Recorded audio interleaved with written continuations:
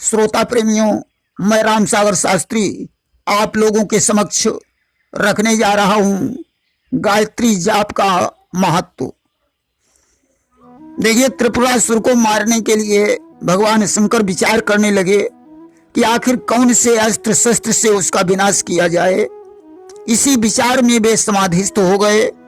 सहस्रों वर्षों के बाद जब उन्होंने अपनी आंखें खोली तो उनकी आंखों से 2 अश्रुबिंदु टपक कर पृथ्वी पर गिर पड़े, जिनसे रुद्राक्ष वृक्ष की उत्पत्ति हो गई। सूर्य, चंद्र और अग्नि की दृष्टि भेद के कारण वे विभिन्न प्रकार के हो गए। ब्राह्मण के लिए श्वेत वर्ण, क्षत्रिय के लिए रक्त वर्ण, वैश्य के लिए मिश्रित वर्ण, शूद्र के लिए कृष्ण वर्ण का रुद्राक्ष श्रेष्ठ बताया गया है। रुद्राक्ष धारण करने वाला पुरुष अपने सारे कुलों का उद्धार कर देता है। जो अपने कंठ में 32, मस्तक पर 40, दोनों कानों में 6, दोनों हाथों में 12, भुजाओं में 16, चोटी में 1, वक्षस्थल पर 108 रुद्राक्ष धारण करता है, वह साक्षात शिव बन जाता है।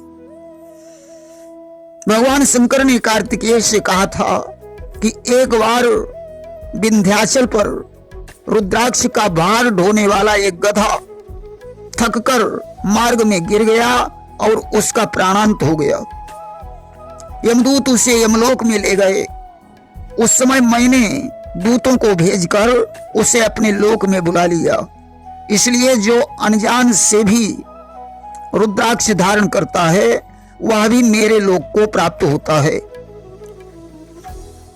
पुराने समय में गिरिनाथ नाम का एक धर्मज्ञ ब्राह्मण था। उसके पुत्र का नाम गुणनिधि था। एक बार की बात है, गुणनिधि की गुरुपत्नी मुक्तावली, जो गुरु सुधीषण की पत्नी थी, गुणनिधि पर मोहित हो गई और उसने सुधीषण की हत्या कर दी। फिर सारा धन लेकर गुणनिधि और मुक्तावली दोनों एक दूसरे नगर में भाग गए और आनंद से जीवन बिताने लगे। उनका धन शीघ्र ही समाप्त हो गया। अब धन की तंगी होने के कारण गुणनिधि एक डाकू बन गया। मुक्तावली भी उसका सहयोग करने लगी। कुछ समय के बाद गुणनिधि की मृत्यु हो गई। यमदूत उसे यमलोक को ले जाने की तैयारी करने लगे। उस समय मेरे दूत वहां पहुंचे।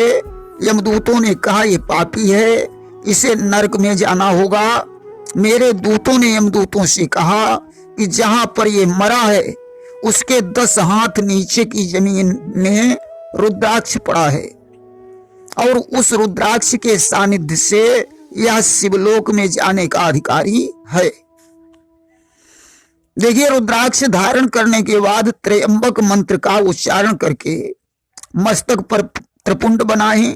मस्तक के अलावा भुजा और वक्षस्थल पर त्रिपुंड बनाना चाहिए। यह त्रिपुंड तीनों देवताओं का संयुक्त प्रतीक है और उत्तम फल देने वाला है। नारायण ने देवर्षि नारद से कहा था कि एक बार मस्तक पर त्रिपुंड धारण किए हुए दुर्वासा ऋषि यमलोक में पहुंचे। वहां यमराज से कुशल क्षेम पूछने के बाद वे यमपुरी का निरीक्षण करने लगे और कुंभी पाक नरक में पहुंच गए। अब तो वहां के प्राणी कष्टों से मुक्त हो गए। यमदूतों ने जाकर यमराज को बताया कि कुंभी पाक में डाले गए जीवों को कोई कष्ट नहीं हो रहा है। यमराज ने कहा, यह दुर्वासा ऋषि के त्रिपुंड से गिरे हुए भस्म कणों के प्रभाव का चमत्कार है। अस्तु त्रयंबक मंत्र पढ़कर जो त्रिपुंड लगाया जाता है उसके भस्म से गिरा एक कण भी स्वर्ग के समान पवित्र है। इसलिए भविष्य में त्रिपुंड लगाने वाले जीवों को कभी भी यमलोक में नहीं लाना। अस्तु यदि कोई 108 रुद्राक्ष, 50 या 27 रुद्राक्ष की माला बनाकर पहनता है या जाप करता है, उसे अनंत फल प्राप्त होता है। भस्म धारण करने के बाद साधक के लिए गायत्री मंत्र का जाप आवश्यक है। यदि गायत्री का जाप प्राणायाम पूर्वक किया जाए तो उसका महत्व और बढ़ जाता है। गायत्री जाप के बाद देवी का उपचार सहित पूजन करना चाहिए। देखिए, हिमालय में जन्मा एक चक्रवाक पक्षी घूमता फिरता काशी में पहुंचा और वहां वह अन्न की खोज में अन्नपूर्णा के मंदिर के पास पहुंच गया। मंदिर के प्रांगण में उसने प्रचुर अन्न के दानों को देखा, इसलिए वह वहीं रहने लगा। अन्न चुनने से मंदिर की परिक्रमा हो जाती थी। फलतः जब उस चकवा की मृत्यु हुई तो वह सुसज्जित विमान में बैठकर देवलोक को चला गया। आगे चलकर वही चक्रवाक बृहद्रथ नाम का एक धर्मात्मा राजा बना। उसे पूर्व जन्म का ज्ञान था, इसलिए देवी पूजन को ही उसने अपना लक्ष्य बनाया। देखिए, त्रिकाल संध्या का बहुत अधिक महत्व है। पंच यज्ञ के बिना किसी भी गृहस्थ का अन्न शुद्ध नहीं माना जाता है। देव, ब्रह्म, भूत, पितृ, अतिथि, यही 5 यज्ञ हैं। पंच यज्ञ के बिना जो प्राणी भोजन करता है वह घोर नरक में जाता है और उसके साथ उसके पितृ भी डूब जाते हैं।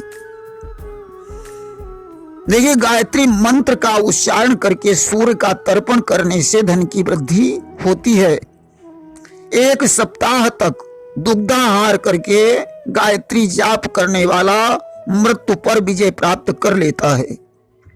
जप करते समय मौन रहने से 3 रात्रि में यम के पास से मुक्ति मिल जाती है। आयु, आरोग्यता, धन, संतान की कामना करने वाले को 3 महीने तक 1000 गायत्री का जाप प्रतिदिन करना चाहिए। गायत्री मंत्र का जाप पूजा, व्रत, उपवास, तीर्थ और प्रदक्षिणा से भी श्रेष्ठ है। गायत्री सहस्त्र नाम संपूर्ण पापों का नाश कर देता है। देखिए, यज्ञोपवीत के विषय में तैत्तरीय उपनिषद में विस्तृत वर्णन मिलता है। यज्ञोपवीत के समय पिता पुत्र से कहता है कि आज से तुम ईश्वर के हो गए हो। 96 बार सूत्र को लपेटा जाता है। इसमें 9 तंतु होते हैं। प्रथम तंतु में ओंकार, द्वितीय में अग्नि, तृतीय में तक्षक, चतुर्थ में सोम, पंचम में पितृदेव, षष्ठम में प्रजापति, सप्तम में वासुदेव, अष्टम में सूर्य और नवम तंतु में सभी देवता होते हैं। चारों वेदों में 1 लाख मंत्र हैं, जिसमें 4000 मंत्र सन्यासियों के लिए हैं। शेष 6000 मंत्र हैं। 66,000 शेष 66,000 मंत्र हैं। ब्रह्मा जी का मंत्र पढ़कर सूत्र काटा जाता है। विष्णु मंत्र से त्रिगुणातीत किया जाता है। शिव मंत्र से ग्रंथि बंधन किया जाता है और गायत्री मंत्र से अभिमंत्रित किया जाता है। यज्ञोपवीत लोहे से नहीं छूना चाहिए। देखिए, ब्राह्मण का यज्ञोपवीत 8 वर्ष में, क्षत्रिय का 11 में, वैश्य का 12 में होना चाहिए। ब्रह्म तेज चाहने वाले ब्राह्मण का यज्ञोपवीत 5 वर्ष में ही बताया गया है। बल बुद्धि चाहने वाले क्षत्रिय का यज्ञोपवीत 6 वर्ष में, उन्नति चाहने वाले वैश्य का यज्ञोपवीत 8 वर्ष में होना चाहिए। देखिए, 16 वर्ष के बाद ब्राह्मण को गायत्री का उपदेश देना वर्जित है। 22 वर्ष के बाद क्षत्रिय का, 24 वर्ष के बाद वैश्य का यज्ञोपवीत निषेध है। यज्ञोपवीत धारण करने का मंत्र है ओम यज्ञोपवीतम परमं पवित्रम प्रजापतेर्यत सहजम पुरस्तात् आयुष्यमग्रम प्रतिमुंच शुभ्रम यज्ञोपवीतम बलमस्तु तेजः। इस मंत्र से यज्ञोपवीत धारण किया जाता है। वहीं यज्ञोपवीत उतारने का भी मंत्र है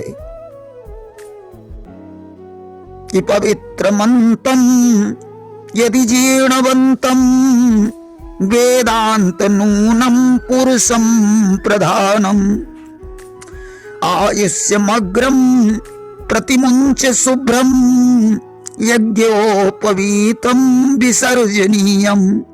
इस मंत्र से यज्ञोपवीत विसर्जन किया जाता है। देखिए, गायत्री मंत्र को वेद माता कहा जाता है। इस मंत्र में 14 पद हैं। ओम यानी परमात्मा, भू यानी प्राण स्वरूप, भुवः यानी दुख नाशक, सह यानी सुख स्वरूप, तत् यानी उस, सवितुः यानी सूर्य, वरेण्यम यानी बड़े को श्रेष्ठ, भर्गो यानी पाप नाशक, देवस्य यानी दिव्य स्वरूप देवता, धीमहि यानी धारण करने वाला, धियो यानी बुद्धि, यो यानी जो, नह यानी हमारे, प्रचोदयात यानी प्रेरित करें।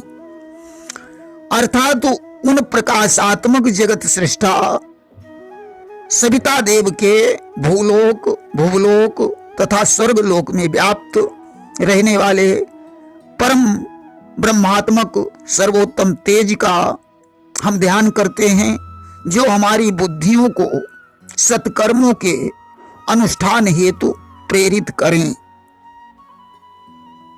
प्रेम से बोलिए वृंदावन बिहारी लाल की जय।